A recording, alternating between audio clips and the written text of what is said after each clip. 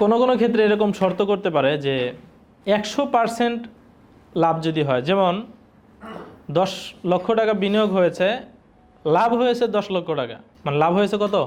100% সরাসরি। তো চুক্তির সময় বলে নিল যে লাভ যদি 120% হয়, তাহলে 100% পর্যন্ত আমরা লাভ বন্টন করব হলো ওই চুক্তি অনুযায়ী, অর্থাৎ 70/30। 100% লাভ পর্যন্ত আমরা বন্টন করব 70/30 হিসাবে। কিন্তু 100%-এর উপরে যদি লাভ হয়, সেটা শুধু একজন নিয়ে নেবে, যে কোনো একজন। অর্থাৎ ধরেন মুদারিব, যে সে যেহেতু ব্যবসায়িক শ্রম দিচ্ছে বেশি, তার জন্য আপনি নির্ধারণ করে দিলেন যে এটা আপনি নিয়ে নেবেন। একটা লিমিট নির্ধারণ করা লাভের জন্য, কিসের? একটা লিমিট পর্যন্ত আমরা সেটাকে বন্টন করব পার্সেন্টেজ আকারে, এর উপরে যা লাভ হবে এটা একজনে নিয়ে নেবে। এটা করা বৈধ আছে কিনা? আইইউএফি তাদের স্ট্যান্ডার্ড, শরিয়া স্ট্যান্ডার্ড যেটা প্রণয়ন করেছে ইসলামিক ফাইন্যান্সিয়াল ইনস্টিটিউশনের জন্য, ওইটাতে তারা উল্লেখ করেছেন যে এটা বৈধ হবে।